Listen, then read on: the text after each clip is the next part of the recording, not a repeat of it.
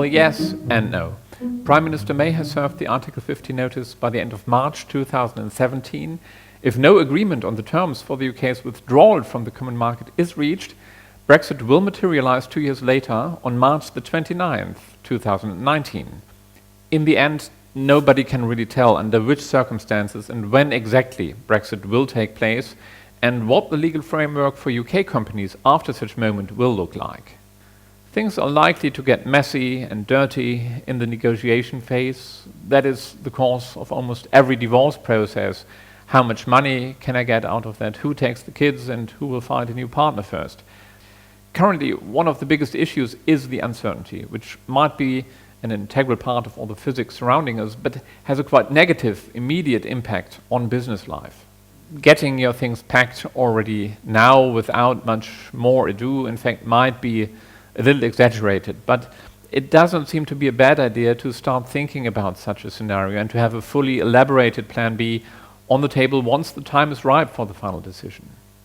So the answer is yes, you should cross that bridge when you come to it, but watch out to be there in time and before the bridge is closed due to overcrowding, so you better keep your packed suitcase under your bed.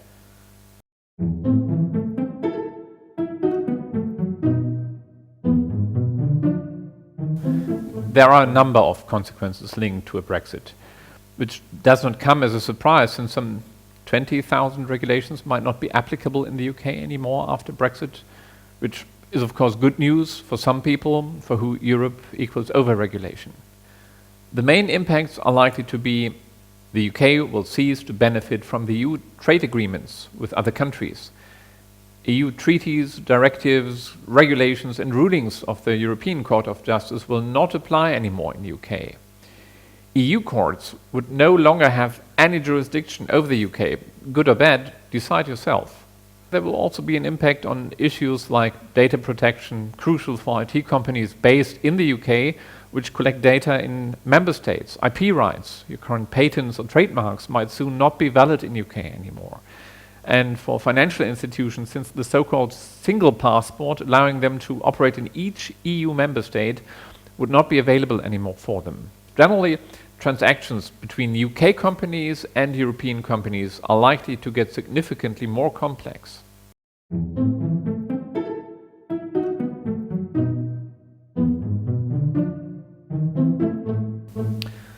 Of course, such a decision would need to be very closely examined before a company gets its things packed and moves somewhere else.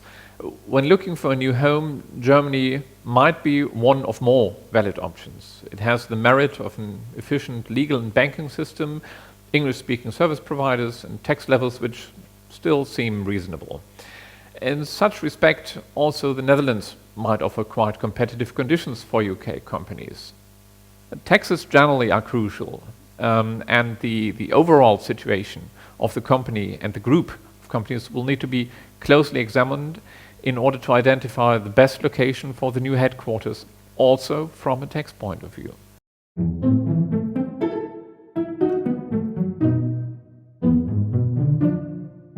Of course, Germany is not the place of hire and fire, but although you might have in mind some Lufthansa pilots strike, which was of some international dimension and coverage, you probably have not seen any pictures of violent employees setting fire on public roads to office furniture or the management in order to get more news coverage and attention. Think of all the highly efficient companies having not only their headquarters in Germany, but also their assembly lines and other operations. If Germany was that kind of nightmare for employers, such companies would hardly be as competitive as they are today.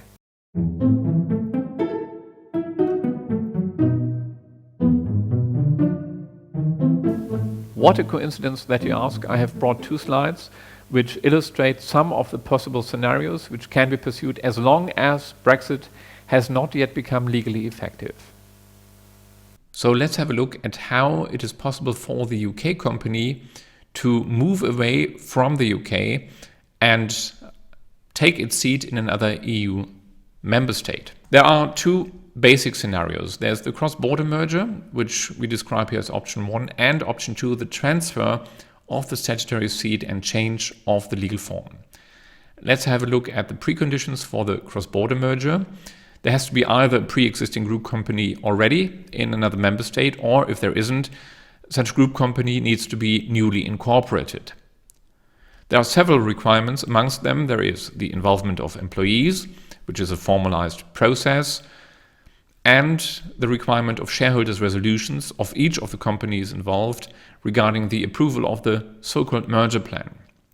This process is formalized by statutory law, and it becomes effective upon the registration of this process with the commercial register of the absorbing company, which is the company which has its registered seat in the other EU member state. Now let's closer consider the preconditions for the transfer of the statutory seat to another EU member state. And here it's important to note that there is no requirement of another group company already existing in another member state. Rather, in the process of the transfer of the statutory seat, the new legal shell for the company is automatically created within the shareholders' resolution, which is a further requirement of this process, as well as the involvement of employees. The process is not formalized by statutory law, but there is case law of the European Court of Justice, the so-called Wale decision, which has been issued in 2012. The transfer of the statutory seat then becomes effective also upon the registration with the commercial register in the member state. As I said, there may be no statutory law for this process, but it is secured by case law of the respective member states. Now let's have a look at this process from the bird's perspective. And in our first scenario here, the cross-border merger, in our example, we have a UK company which owns 100% of the shares in a European company of another member state. And what happens now is that it merges down to this subsidiary across the border. It's a cross-border downstream merger to its EU subsidiary, with the legal consequence that this EU subsidiary becomes the legal successor of the UK company.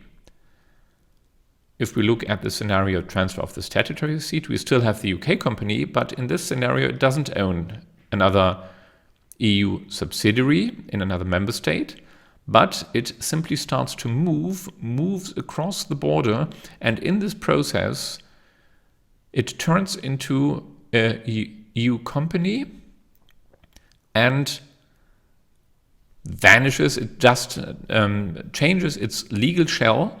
It remains the same company. The identity of the company is not affected. This is an important difference because in some scenarios it might definitely be preferable to transfer the statutory seat and not perform a cross-border merger. This may be the case if the UK company owns real estate, and in the cross-border merger scenario, real estate transfer tax might be triggered since the legal identity of the company changes. Then another scenario is if previous restructurings have been performed regarding the UK company and these restructurings were tax neutral, this tax neutrality of the previous restructurings might be jeopardized. And another aspect, change of control clauses often are integral parts of agreements, in particular finance agreements, which as a consequence would allow the contractual partner to terminate the agreement. And these change of control clauses may be triggered by a cross-border merger, but normally should not be triggered by the scenario transfer of the statutory seat. Important to note that although there is no formalized legal framework by statutory law, regarding this second process, it is a tried and tested scenario because there's a lot of case law already today, and we have already performed such a transaction for various other clients. The thing is, both processes illustrated on the slides take several months, even if the plan is already fully elaborated and on the table. So timing will be of essence, and this is also true in the event that a company pursues another solution, like turning into a Societas Europaea in SE first and then changing its registered seat to Germany, or the sale of all its assets to, for example, a German co with subsequent liquidation of the UK company.